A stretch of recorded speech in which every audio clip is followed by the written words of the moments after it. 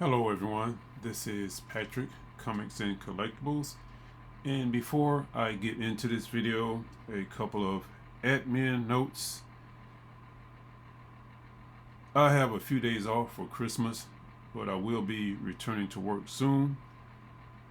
So I wanted to take advantage of this time off to get on my computer and try to fix this video. Now let me explain. While I was in the field working, I recorded this video maybe 3 or 4 weeks ago. Since then, I have re-recorded it a couple of times. I have uploaded it to YouTube maybe 3 times, and each time I edit it, the editing is off. What I mean by that is if I blur the video, if I delete something from the video, if I add music to the video, it throws off the synchronization. The audio and the video does not match up after I edit. So what I have decided to do is just re-record the whole thing over. Now, what I hate about doing this is I always leave out some important or vital information from that I included in the original video. So what I did this time was write down some notes, but I hate using notes because they distract me from what I'm doing. But I have no choice at this point because I don't know how to fix the YouTube editing software or program. So please bear with me, folks. There will be mistakes in this video. Even though I have notes, I'm going to make mistakes. That's guaranteed. Also, you may hear some humming in the background. That's my heater because it's cold right now. And one last thing, I will be handling my notes, so you're going to hear some ruffling of the papers. So just try to bear with me through all of this, folks. As soon as I can get this thing figured out, I'm going to fix it and things will get better. Okay, so much for that. What I have here is something a little bit different for the channel because the channel is undergoing some changes. It's going to be very not transitional, but a very slow process. Part of that change will include new how can I say this? It's going to include stuff related to hobbies such as writing, drawing, that type of stuff. I don't want to get too much into that part of it because I did discuss that in another video. Don't know if it's been uploaded yet, but I want to focus on this new series of videos concerning the Many Colored Land series of books by Julian May.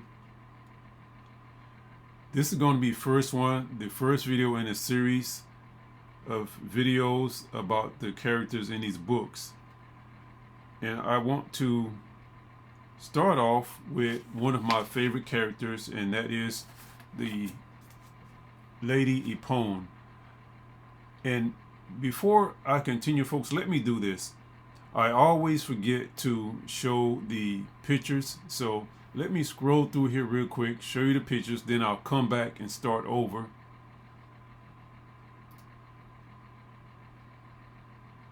And this is, of course, Gwendoline Christie.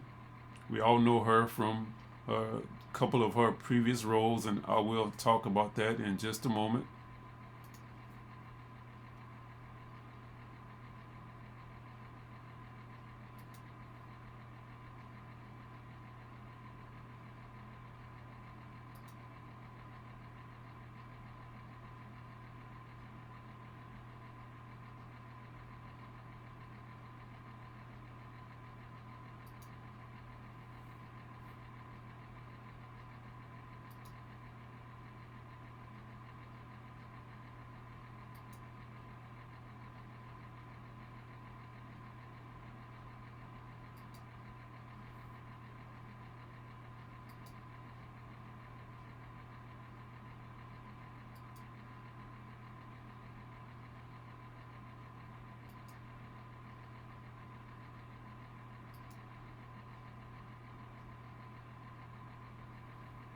All right, that's it, folks. And I just wanted to show those just in case I get caught up and I forget to show them to you. But I'm going to try to go through them again as I talk here. All right, let's get into this. Okay, I already talked about the channel undergoing changes, and this is all part of the changes. Let me see.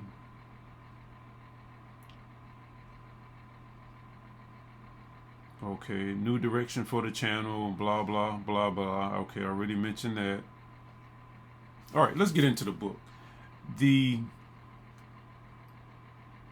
There's a series of books, 4 of them, and I will be making a video about those later, so I won't try to remember the titles and tell you the titles. But in the 4-book series, I believe, is called the Pliocene Saga, or it covers the Pliocene Saga. And I've been a fan of this series of books since the early 80s.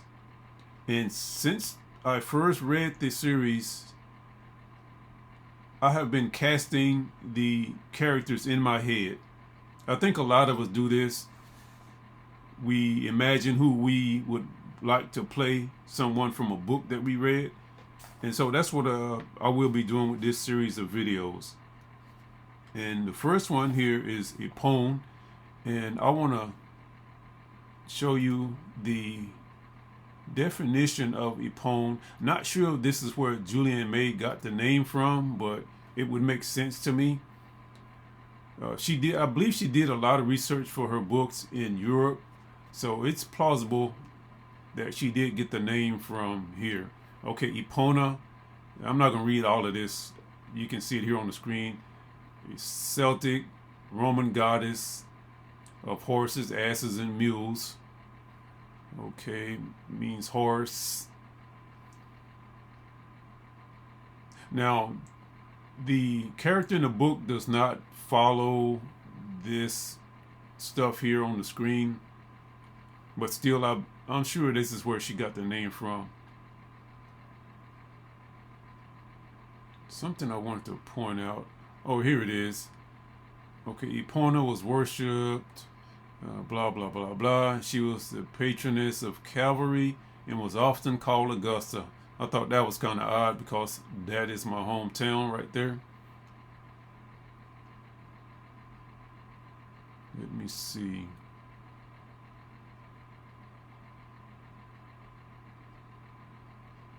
Often found in stables. Okay. All right, that was it, folks. I mean, this has really nothing to do with the video or what I'm about to talk about, but I just like doing this stuff. I like to research a word or a name, see where it came from. Just one of my little things. All right. My first choice to play Epone is Gwendoline, Christie. And let's go, let me see. Okay, it's another picture. Now, saying that tells you that I have another person in mind, but I'm going to save that for another video. I don't want this one to get too long. Folks, I am back. I had to stop for a moment and start another recording. I will attempt to splice this part together with the first part. If not, I'll just make a part 1 and part 2. Okay, I think I was talking about where her name possibly came from when I stopped. Okay, let's start here. If you have seen Game of Thrones, or if you have seen that show Wednesday, you have seen Gwendoline Christie. You may not have noticed her in Game of Thrones because of the costuming and the makeup. She was really, how can I say it? She had a lot of heavy costuming on, and in my opinion is that the costuming took away from her feminine attributes or characteristics, if I can put it that way. Now, she is hold on, let me start showing pictures while I run my mouth. She is a very beautiful woman, I think, very elegant, and the costuming did nothing to show that or to highlight that, and I think that was the purpose of it, to make her blend in. But if you saw Wednesday, we got to see a little bit more of her. And I'm talking about her appearance because I'm about to read you the description from the book. And I'm talking about all of this because I will be making sketches, drawings of these characters, and I'm going to stick as close to the book description as possible because these are not my characters. I can't just do with them what I want. So I'm going to try to stick as close to the descriptions as I can. And hold on, let me finish this thought and then I'll read from the book the description of Epone. Okay, talked about Game of Thrones, talked about Addams Family, Wednesday show. All right, one last thing about Game of Thrones. I think she did an excellent job in that, and I was really impressed by her performance. And I think she would be a good fit for this role. If you are familiar with Epone, you'll understand what I'm talking about. So let's go to the book. This is from the Many Colored Land,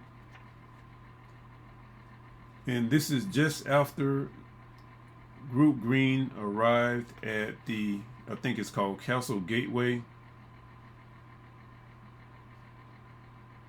Now I'll read from here. It says, the woman held out her arms. Her loose gown was of pale blue, unbelted, with long yellow panels floating from the shoulders like misty wings.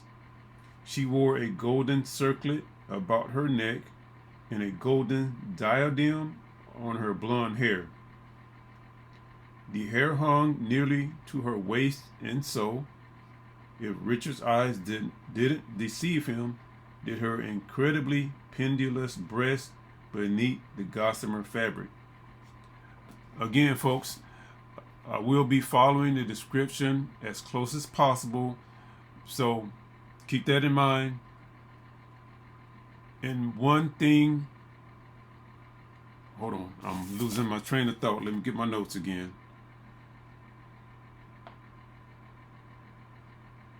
Okay, yeah, this is what I want to say. There are not a lot of pictures of these characters online, with the exception of a few pictures from the book covers, and that's all we have, folks. So based on those book covers and based on the descriptions from the books, that's what I will be using mostly when I do my sketches.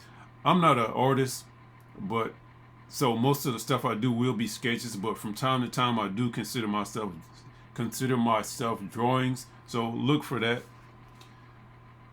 And okay, I think I already said I would discuss my second choice for this character in another video. And I'm getting close to the end, folks. I know it's been a long video, but I'm almost there. And I will be doing a casting for all of the major characters from these books. And let me go through these one more time. That's what my notes are telling me to do.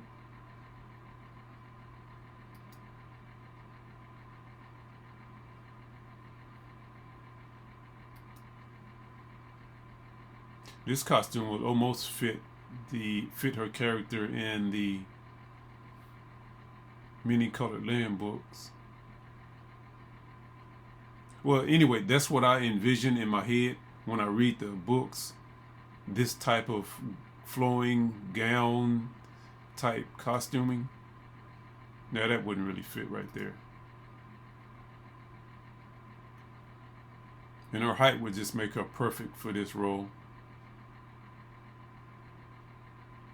Again, the flowing gowns, that's what I see in my head.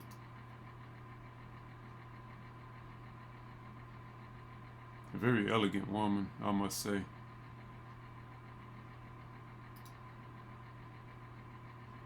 And this is what I was talking about earlier. That costuming did nothing for her, kept her covered up. But again, I do understand that was the reason they had her wearing this costume.